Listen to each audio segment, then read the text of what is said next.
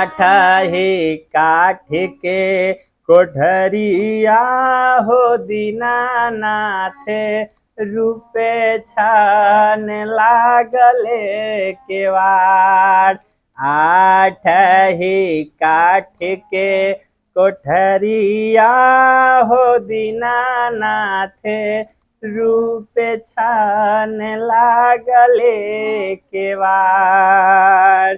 ताही ऊपर सुतीले हे हो दीनानाथ बाजिन केवड़िया धैले खाड़।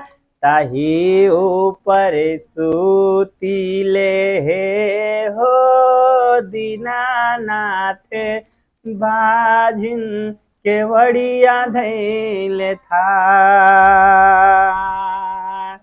चदरी हटाई जब देखले हो दीनानाथ कवन संकट पड़ल तुहार।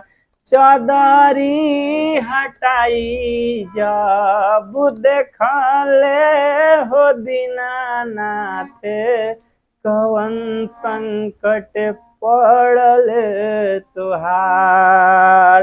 पुत्र संकट पड़ल हे हो दीनानाथ ओहिला केवड़िया धैले ठार। पुत्र संकट पड़ल है हो दीनानाथ ओहिला केवड़िया धैले खाड़।